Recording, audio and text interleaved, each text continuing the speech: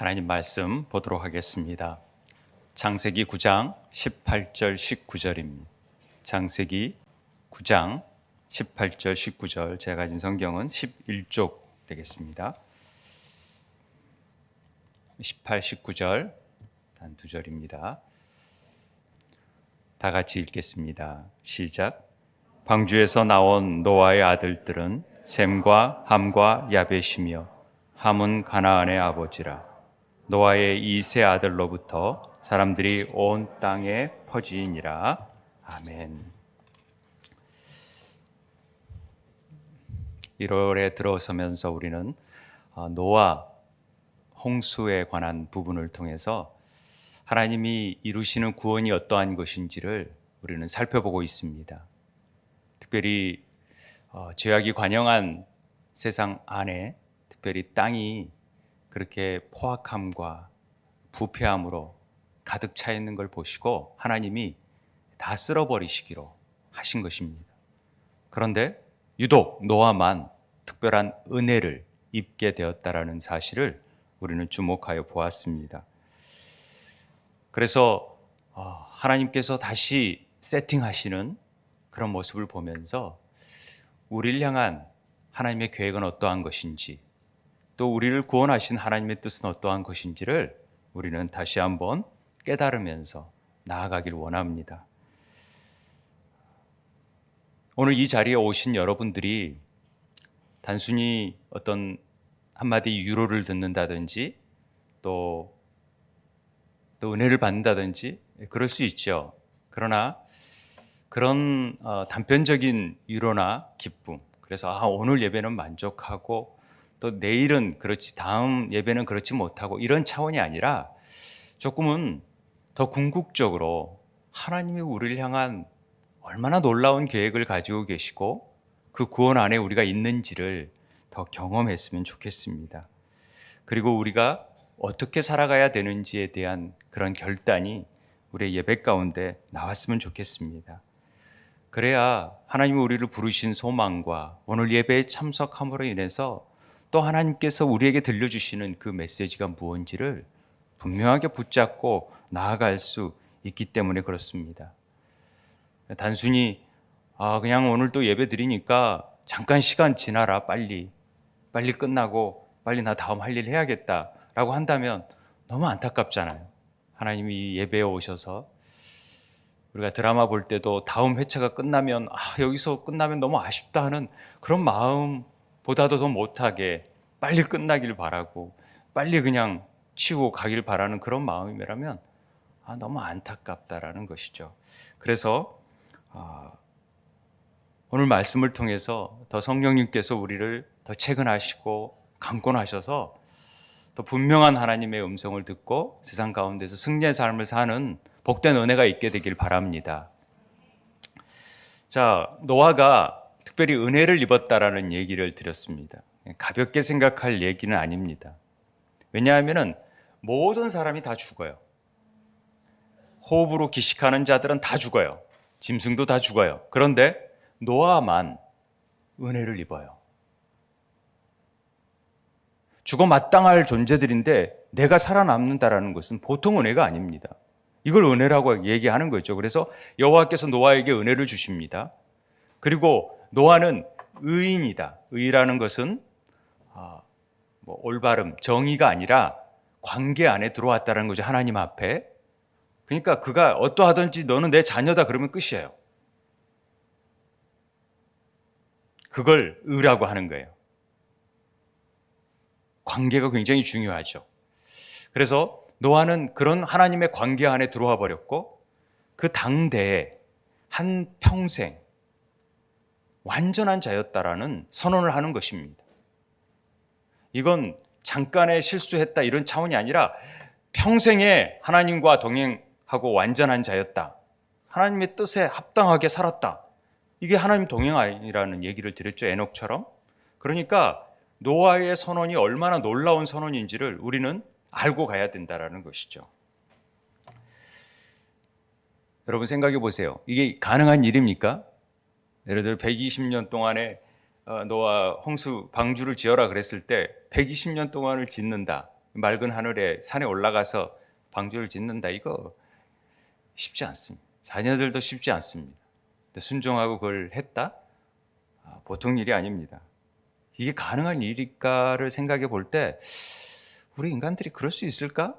그런데 이게 노아가 예수 그리스도의 예표이기 때문에 가능한 일입니다. 하나님의 은혜가 있기 때문에.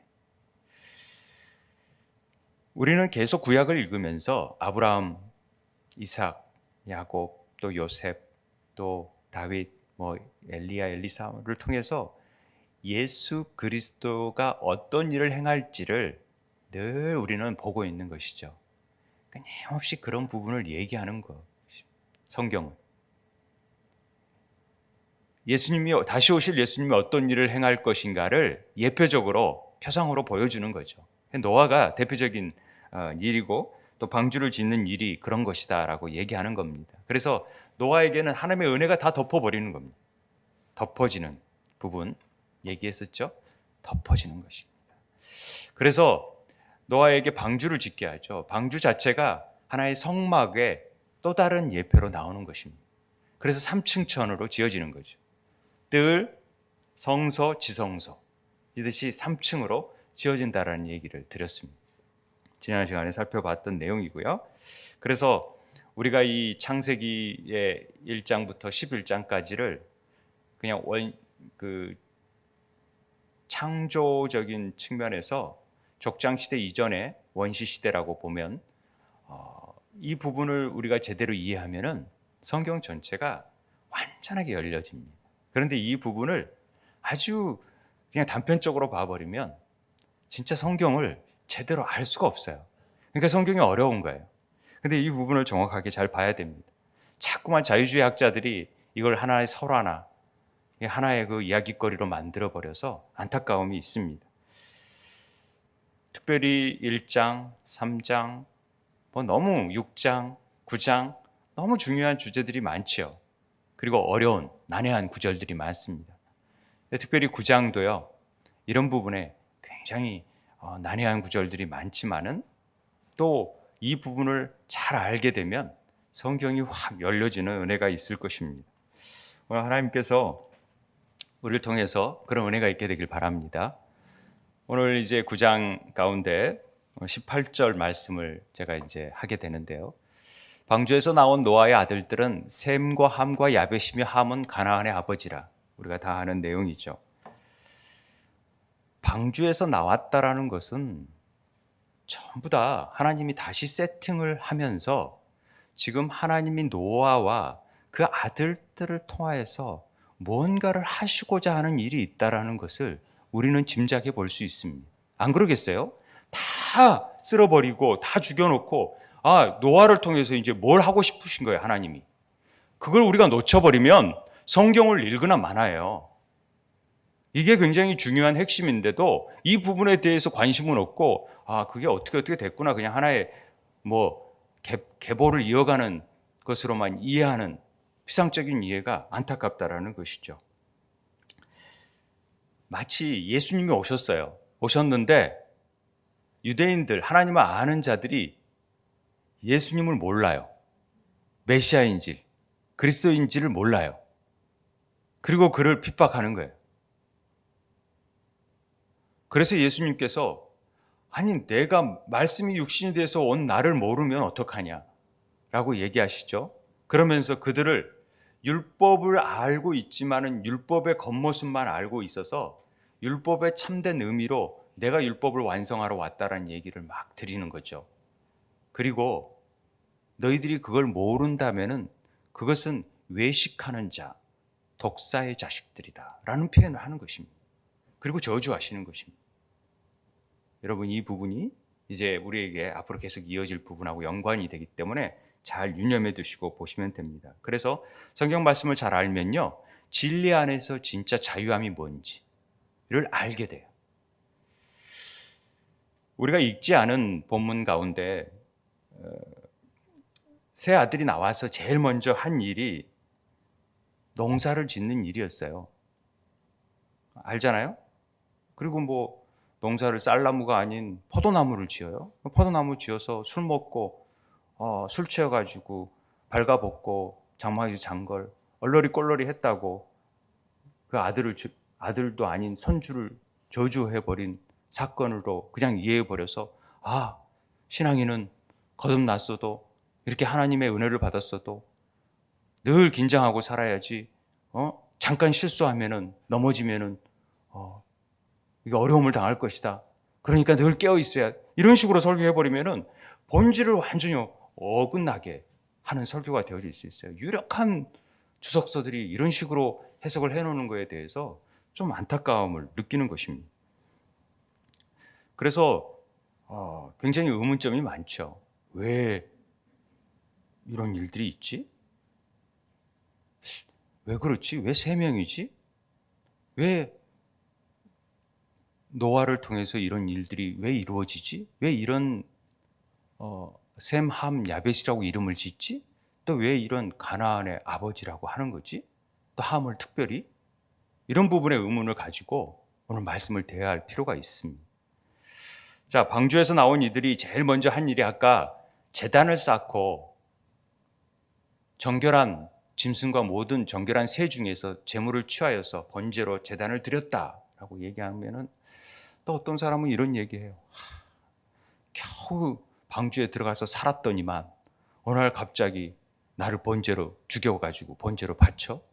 이야, 그 정말 재수 중에서도 되게 재수 없는 짐승이다.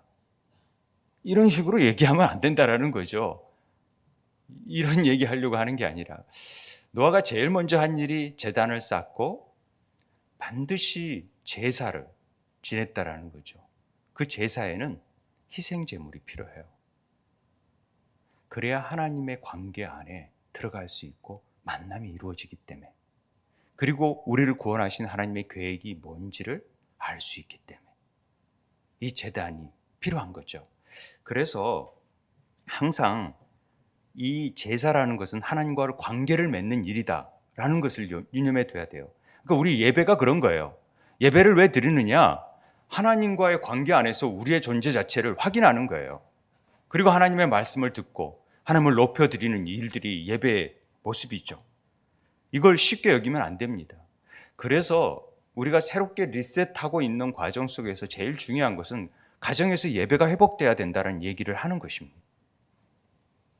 수요 기도회 때 가정 예배의 회복에 대해서 외친 적이 있는데, 아담의 자녀인 가인과 아벨이 제일 먼저 한 일이 뭐냐면, 하나님이 또 그들을 통해서 하게 한 일이 뭐냐면 제사 드리게 하는 일이에요. 그런데 가인의 제사는 받지 아니고 아벨의 제사를 받잖아요. 그게 뭐예요? 반드시 희생 제물이 필요한 거예요. 그건 예수 그리스도의 피로 인해서 구원받는다라는 것을 우리에게 계속해서 알려주시고자 하는 하나님의 계획이 있다라는 것이죠. 창세기에 아브라함을 택하시고 내가 지시할 땅으로 가라. 그래가지고 지시할 땅으로 가잖아요. 아브라함이 가서 제일 먼저 한 게 뭔지 아세요? 자기의 나타나신 여호와께 그가 그곳에서 제단을 쌓는 일이에요. 제사를 드리는 일이에요. 이것부터 시작이 돼요. 리셋의 제일 첫 번째 회복해야 될 것은 예배의 회복입니다. 믿으세요? 네. 예배라는 것이 우리가 예배를 드린다라는 차원을 떠나서 하나님과의 관계가 먼저 회복이 돼야 된다라는 거죠. 왜 나를 부르셨지? 이 시대 가운데? 왜 나를 많은 사람 중에서 구원하셨지? 이런 부분에 대한 진지한 생각이 없이는 나아갈 수 없다라는 것이죠. 모리아산에서 이삭을 번제로 드리라고 하시잖아요. 그래서 이삭을 죽이려고 그러는데, 야 됐다. 내가 준비한 양을 가지고 해라. 이제야 네가 나를 경외하는 줄 알겠다. 이걸 통해서 하나님의 여호와 일에 우리 살면서 모든 것을 준비하시고 미리 예수 그리스도를 준비하시고 우리를 구원하시는 놀라운 계획이 있다는 것을 보여주는 그림이잖아요. 출애굽한 이스라엘 백성들이 왜 출애굽해요? 바로에게 가서, 야 너희들 하나님께서 우리에게 임하셨는데 우리 하나님 여호와께 제사를 드리려고 하니까 저쪽으로 나가야 된다, 광야로 나가야 된다, 이렇게 말하라, 그렇게 얘기해요. 첫 번째가 제사를 드리기 위해서. 왜? 이제는 하나님의 자녀 안에 관계를 맺기 위해서. 내버려 두고 종으로, 외국의 종으로 사는 게 아니라 이젠 내가 하나님의 자녀답게 살게 하기 위해서 애굽으로 불러내기 위한 계획이 출애굽이었다라는 사실을 우리는 잘 알잖아요. 그래서 제사 드리는 일이, 예배 드리는 일이 굉장히 중요합니다. 우리를 창조하신 목적을 이사야는 이렇게 얘기합니다. 이 백성은 내가 나를 위하여 지었나니 나를 찬송하게 하려 함이니라. 이 찬송이라는 어원이 할랄이에요. 할랄은 할렐루야 할 때 할랄, 찬양하다, 하나님을 높이는 일을 하는 거예요. 우리가 하는 일이. 그래서 늘 제사를 통해서 구원하시는 하나님을 찬양하고 우리를 향한 하나님의 그 놀라운 계획을 높여드리는 것이 우리 예배 가운데 있어야 된다는 거죠.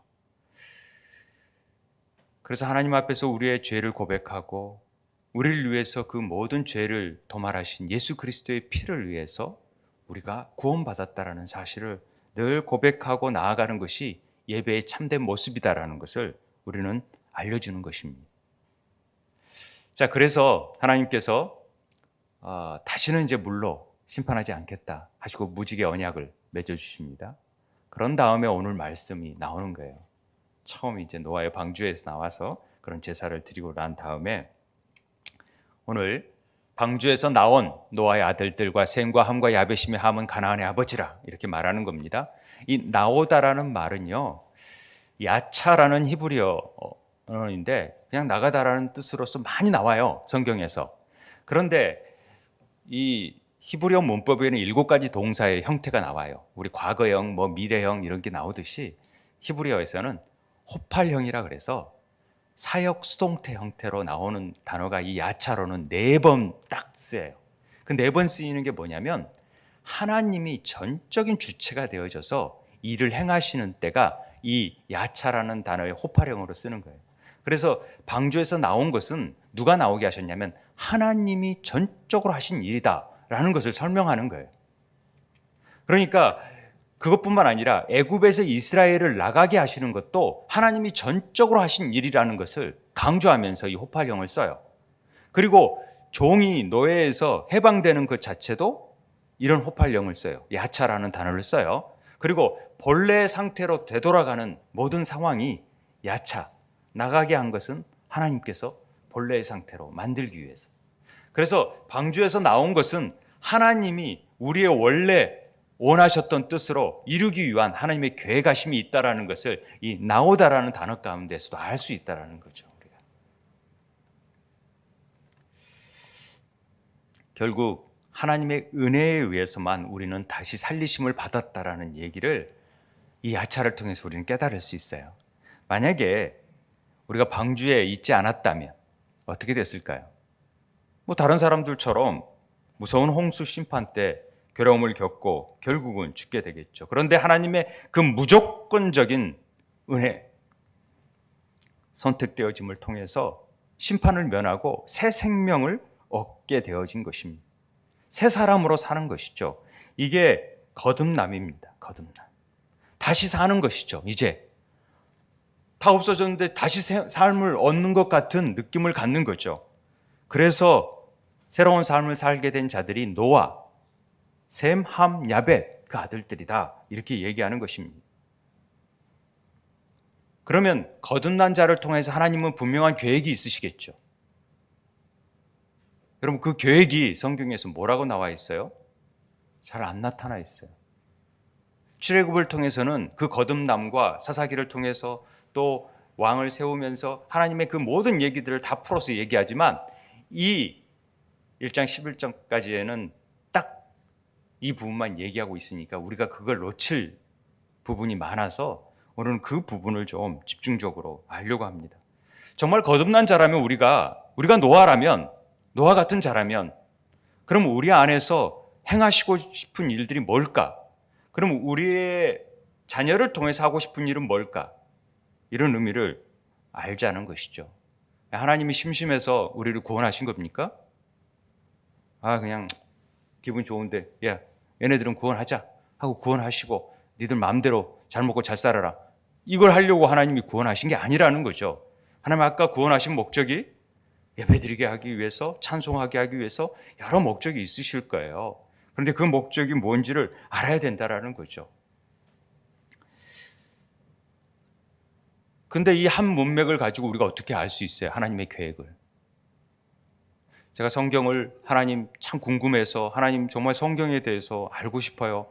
그러면서 막 고민했던 적이 있어요. 그럴 때 하나님이 성경을 보는 법을 깨닫게 해주셨어요. 그것 중에 하나가 이름의 뜻을 잘 살펴보라는 거였죠.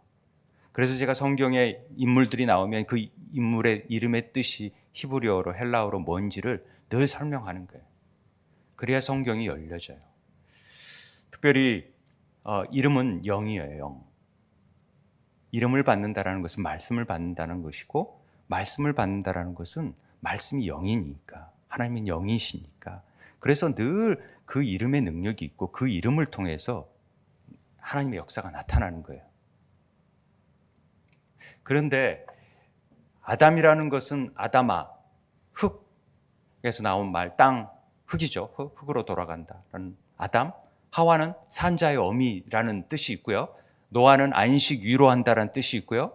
아브라함은 정교한 아버지에서 내가 이제 아브라함이 아니라 아브라함으로 하겠다라는 하나님의 정체성 속에서 모든 열국의 아버지가 되는 거예요. 사례도 마찬가지죠.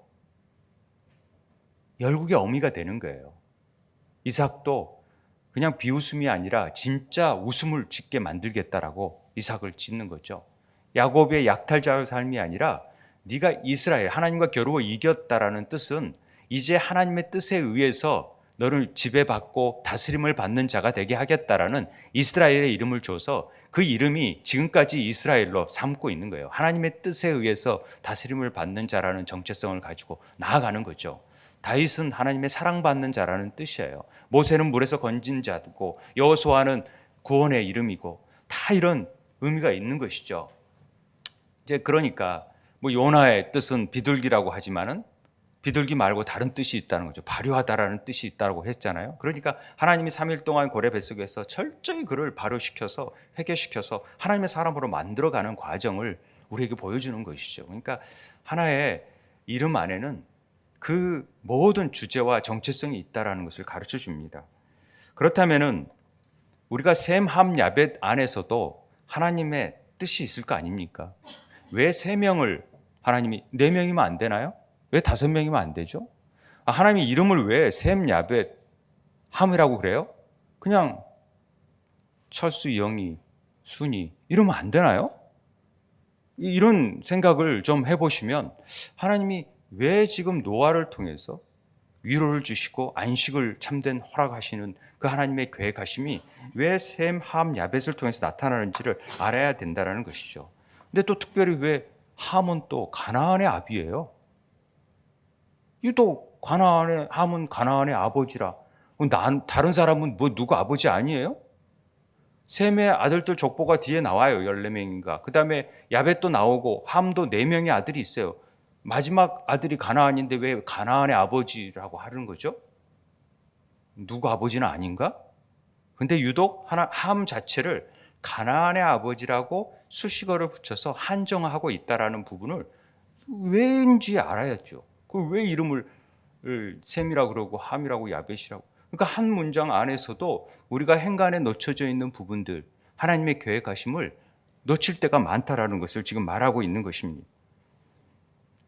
가나안이라는 것은요, 우리가 잘 알다시피 출애굽에서 어디 땅으로 가요? 가나안 땅으로 가잖아요. 아브라함이 가나안 땅으로 가게 하잖아요. 하나님이 왜 가나안 땅으로 가라 그러지? 왜 그 땅을 택하셨지? 그리고 왜 가나안이라는 이름 자체가 무엇을 뜻하는 것이기에? 그리고 가나안 족속들은 이미 가나안의 그 자녀, 애들은 다 7족속은 완전히 진멸돼 버려야 될 존재들 아닙니까? 하나님이 왜 다 죽여야 되는 거죠? 그리고 또 죄악이 관영할 때까지 놔뒀다가 이스라엘을 불러 모으는 거죠? 또 하필 왜 가나안 땅에 꼭 가야 되는 거죠? 너무 질문이 많습니까? 성경 하나를 읽으면서 이런 질문을 다 할 수 있다는 거죠. 왜 우리가 가나안 땅으로 가야 돼? 가나안이 젖과 꿀이 흐르는 땅이에요? 내가 볼 때 젖과 꿀이 흐르는 땅은 더 애굽이 더 훨씬 더 젖과 꿀이 흐르는 땅인데 우리의 관념적인 측면에서. 그러나 이 가나안이라는 것은 어떤 지역적인 측면보다는 훨씬 더 공간적인 측면이 강합니다. 오직 하나님만 바라봐야 되는 땅. 우상을 바라보지 않고 하나님만 바라봐야 될 곳.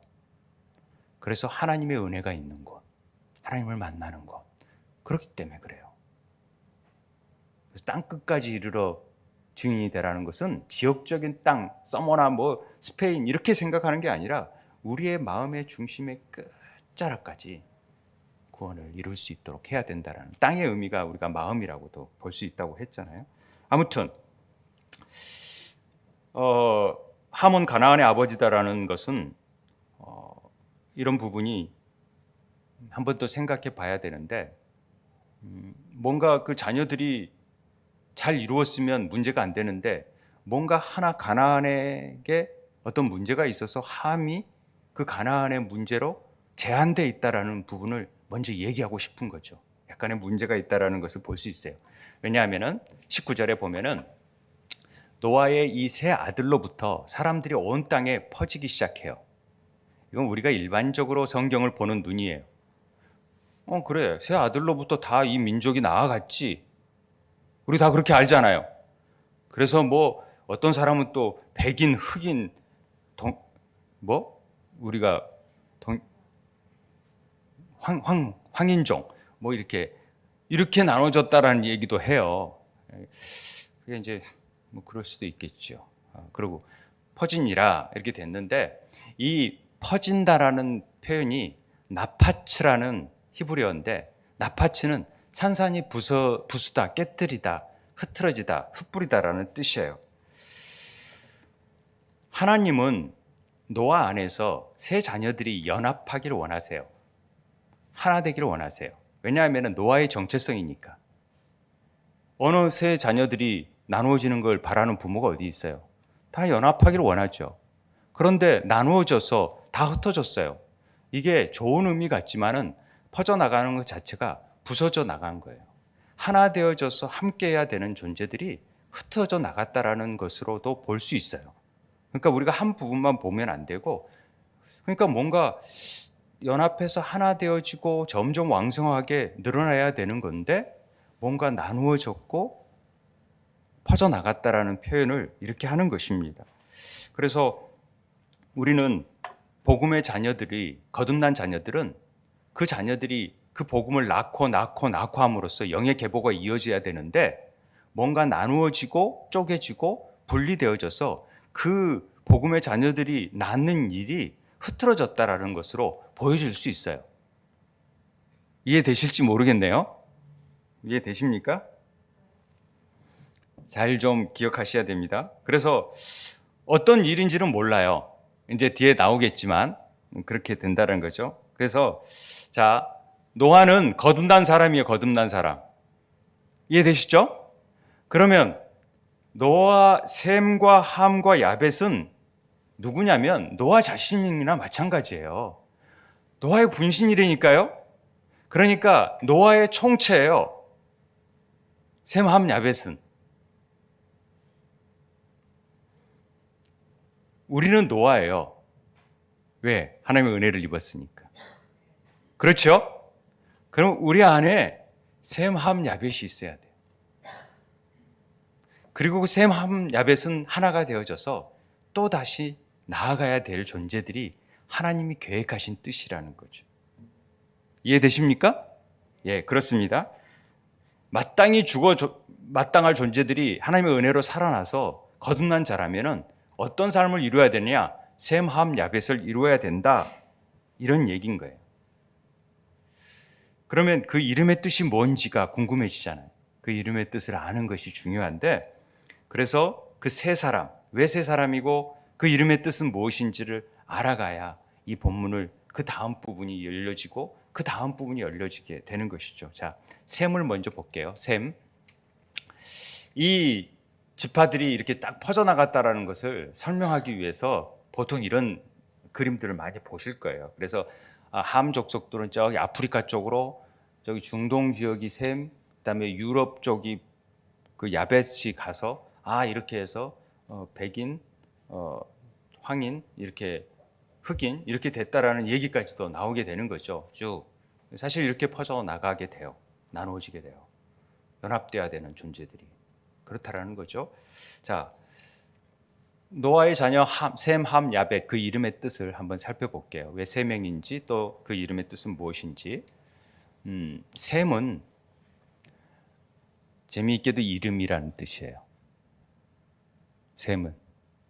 셈의 이름의 뜻은 이름이에요. 이름.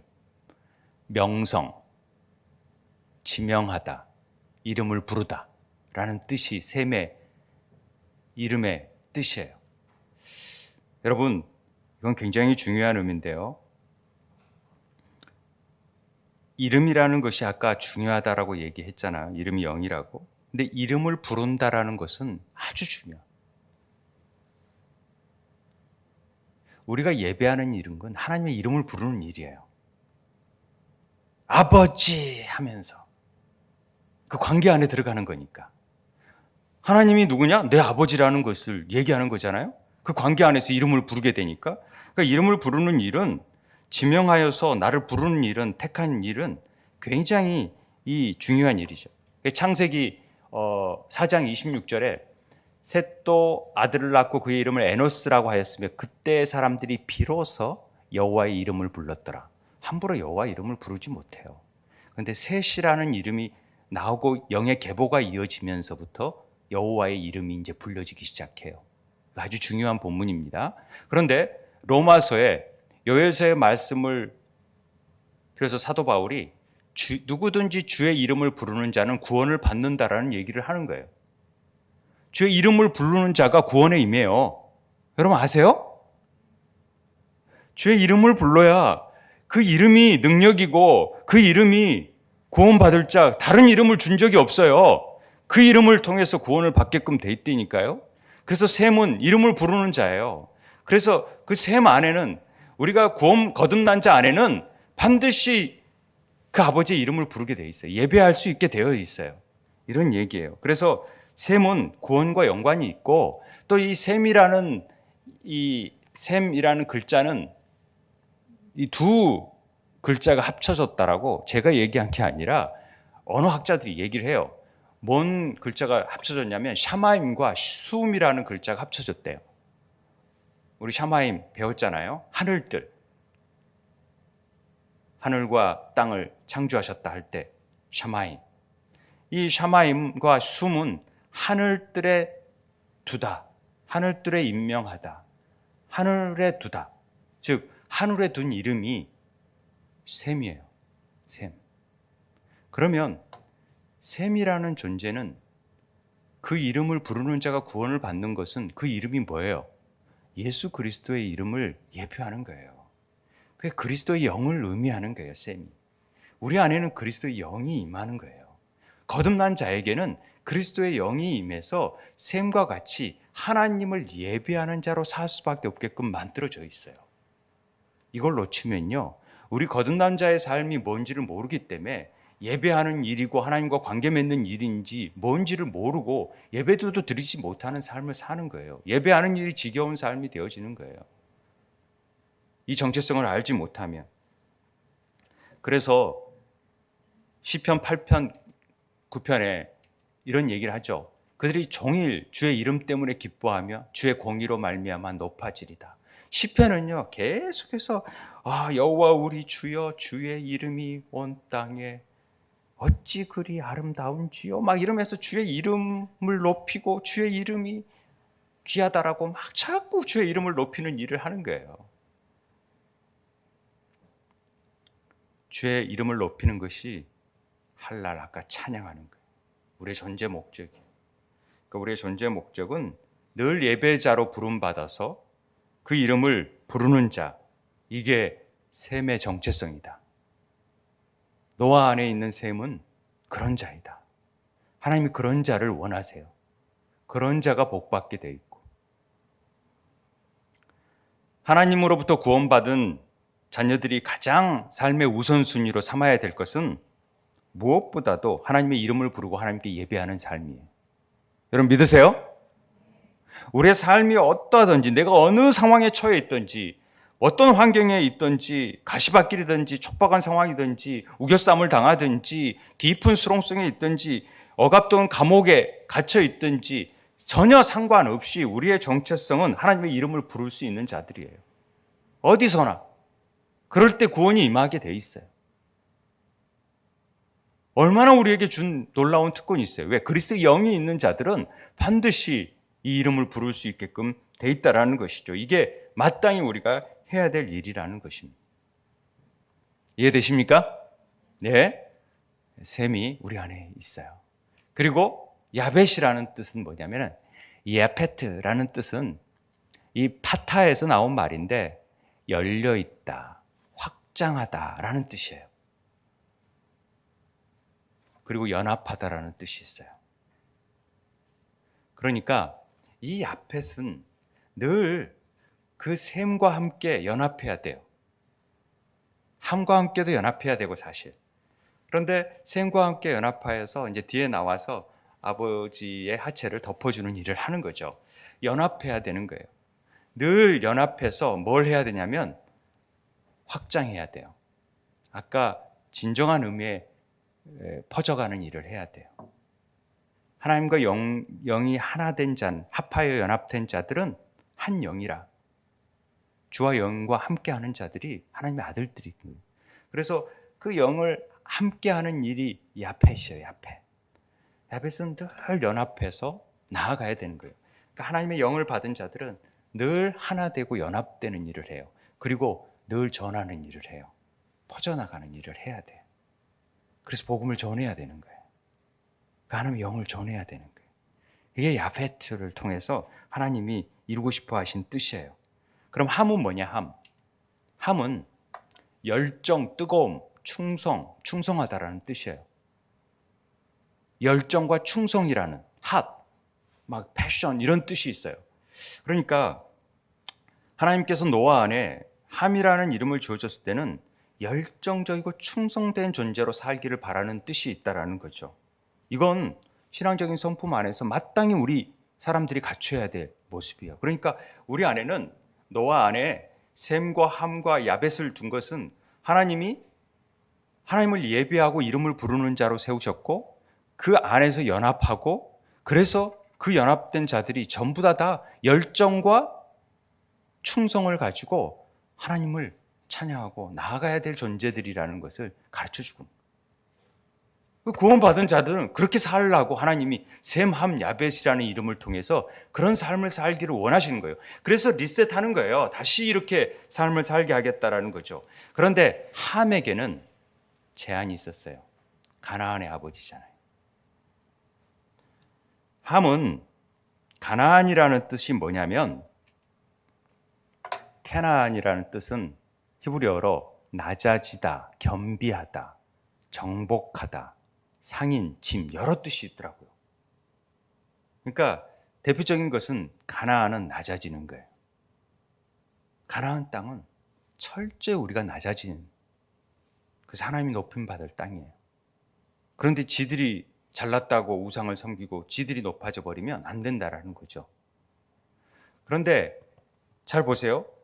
열정을 가지고 충성스럽게 일하는 사람들에게 두 가지 꼭 지켜야 될 게 있어요. 주의해야 될 점이. 그 첫 번째 하나는 열정을 가지고 충성을 내면 낼수록 어떤 방향이 올바라야 돼요. 그 방향이 올바르지 않으면 엉뚱한 것에 열정과 충성을 막 쏟을 때가 있어요.